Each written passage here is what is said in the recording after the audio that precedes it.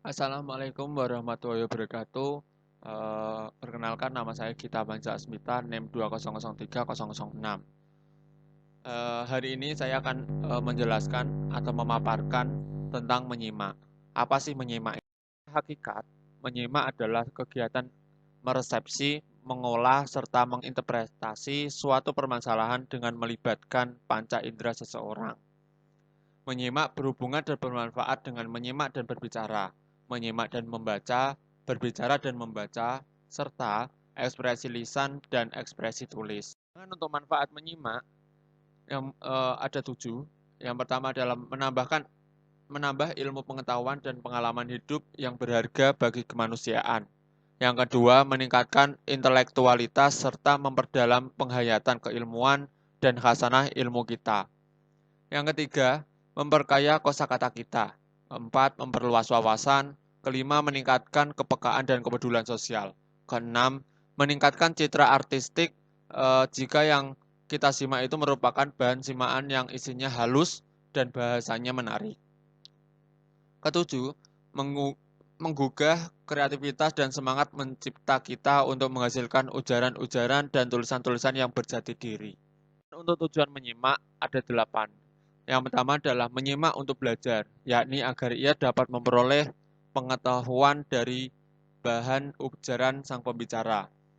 Yang kedua, menyimak untuk menikmati, yakni menyimak dengan penekanan pada penikmatan terhadap suatu dari materi yang diujarkan, atau diperdengarkan, atau dipergelarkan. Yang ketiga, menyimak untuk mengevaluasi, yakni agar ia dapat menilai apa-apa yang dia simak, baik buruk, indah, jelek, dan seterusnya. Keempat, menyimak untuk mengapresiasi, yakni menyimak dapat menikmati serta menghargai apa-apa yang disimaknya itu. Selanjutnya, menyimak untuk berkomunikasi atau mengkomunikasikan ide-ide, yakni agar ia dapat mengkomunikasikan ide-ide, gagasan-gagasan maupun perasaan-perasaannya kepada orang lain dengan lancar dan tepat. Keenam, menyimak untuk membedakan bunyi-bunyi, yakni agar dia dapat membedakan bunyi-bunyi dengan tepat. Biasanya dilaksanakan untuk bidang-bidang kesenian. Yang ketujuh, menyimak untuk memecahkan masalah, yakni agar dia dapat memecahkan masalah secara kreatif dan analisis. Sebab dari sang pembicara dia mungkin memperoleh banyak masukan berharga. Yang terakhir adalah menyimak untuk meyakinkan, yakni menyimak untuk meyakinkan dirinya terhadap suatu masalah atau pendapat yang selama ini dia ragukan. Sedangkan untuk faktor-faktor yang mempengaruhi dalam menyimak, ini ada 2. Yang pertama adalah faktor fisik, yang kedua adalah faktor psikologis. Untuk faktor fisik sendiri adalah lingkungan kondisi fisik dan lingkungan fisik penyimak merupakan faktor penting dalam menentukan keefektifan serta kualitas keaktifannya dalam menyimak. Sedangkan faktor psikologis, faktor-faktor ini antara lain mencakup masalah-masalah. Yang pertama, prasangka dan kurangnya simpati terhadap para pembicara dengan aneka sebab dan alasan. Kedua, keegosentrisan dan keasikan terhadap minat pribadi serta masalah pribadi serta masalah minat pribadi serta masalah pribadi. Yang ketiga, kepicikan yang menyebabkan pandangan yang kurang luas. Keempat, kebosanan dan kejenuhan yang menyebabkan tiadanya perhatian sama sekali pada pokok pembicaraan. Yang terakhir, sikap yang tidak layak terhadap sekolah, terhadap guru, terhadap pokok pembicaraan, atau terhadap sang pembicara. Sedangkan untuk strategi menyimak ada 7, yaitu simak lalu kerjakan, simak lalu terka, simak lalu berantai, identifikasi kalimat topik, pemberian petunjuk, bermain peran, dan dramatisasi. Mari kita jelaskan satu persatu. Yang mulai dari simak dan lalu kerjakan. Yaitu adalah model ucapan guru berisi kalimat perintah, siswa mereaksi atau perintah guru. Reaksi siswa itu berbentuk perbuatan. Itu sigma terka. Guru mempersiapkan deskripsi sesuatu benda tanpa nyebut nama kebendaannya. Deskripsi itu disampaikan secara lisan kepada siswa. Kemudian siswa diminta menerka nama benda itu. Kemudian simak lalu berantai. Guru membisikkan suatu pesan kepada seseorang siswa. Siswa tersebut membisikkan pesan itu kepada siswa kedua. Siswa kedua membisikkan pesan itu kepada siswa ketiga dan seterusnya. Siswa terakhir menyebutkan pesan itu dengan suara jelas di depan kelas. Guru memeriksa apakah pesan itu benar-benar sampai pada siswa terakhir atau tidak. Strategi selanjutnya adalah identifikasi kalimat topik, yakni guru membacakan sebuah paragraf, lalu siswa menuliskan kalimat topiknya. Sedangkan strategi selanjutnya adalah pemberian petunjuk. Teknik pemberian petunjuk ini dilakukan dengan cara guru memberikan sebuah petunjuk, seperti petunjuk mengerjakan sesuatu, petunjuk mengenai arah, atau letak suatu tempat yang memerlukan sejumlah persyaratan. Petunjuk harus jelas, singkat, dan tepat. Pemberi petunjuk ini dapat dilakukan oleh guru kepada murid atau sesama murid. Selanjutnya adalah strategi bermain peran. Bermain peran adalah simulasi tingkah laku dari orang yang diperankan. Tujuannya adalah melatih siswa untuk menghadapi situasi yang sebenarnya. Yang kedua adalah melatih praktik berbahasa lisan secara intensif. Yang ketiga adalah memberikan kesempatan kepada siswa untuk mengembangkan kemampuannya berkomunikasi. Dalam bermain peran, siswa bertindak, berlaku, dan berbahasa seperti orang yang diperankannya. Dari segi bahasa, berarti siswa harus mengenal dan dapat menggunakan ragam-ragam bahasa yang sesuai. Strategi yang terakhir adalah dramatisasi. Dramatisasi atau bermain drama adalah kegiatan mementaskan lakon atau cerita. Biasanya cerita yang dilakonkan sudah dalam bentuk drama. Guru dan siswa terlebih dahulu harus mempersiapkan naskah atau skenario perilaku dan perlengkapannya.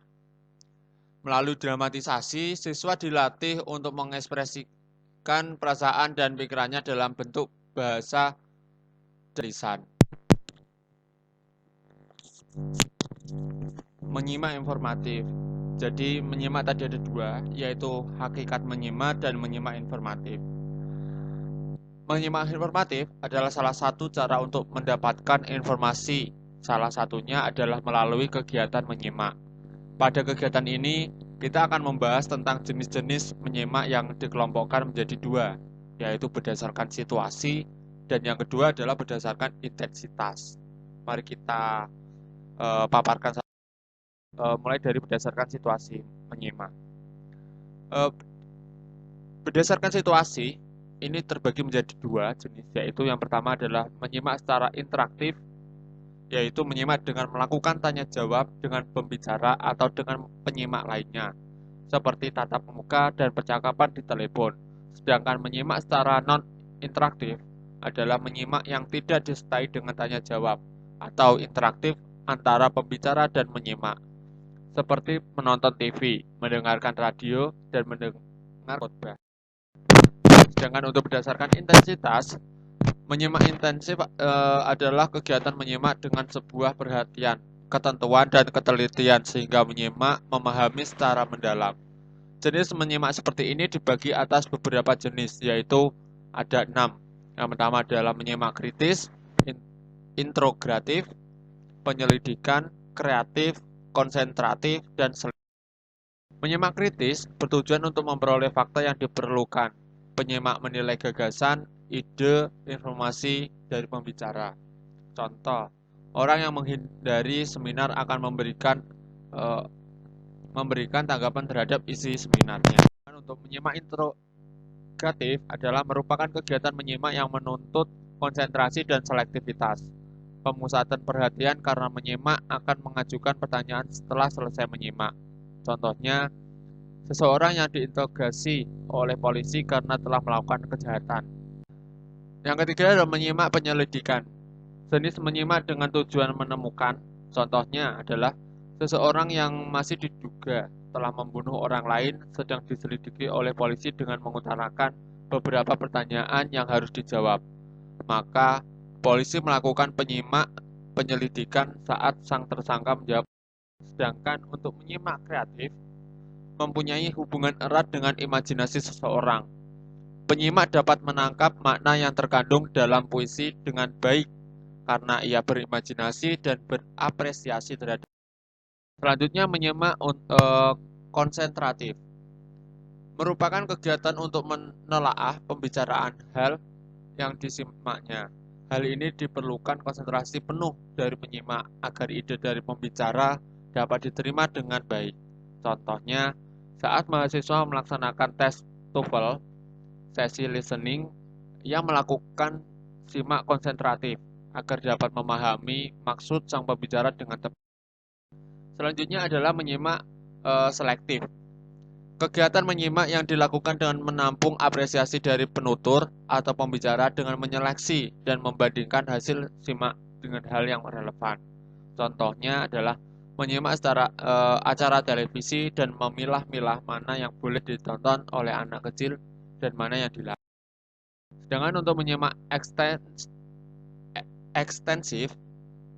ekstensif adalah proses menyimak yang dilakukan dalam kehidupan sehari-hari, seperti menyimak radio, televisi, percakapan orang di pasar, pengumuman, dan sebagainya.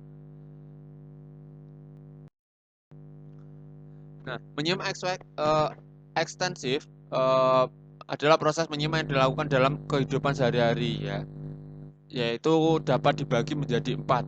Yang pertama adalah menyimak sekunder, yakni sejenis mendengar secara kebetulan, maksudnya menyimak dilakukan sambil mengerjakan sesuatu.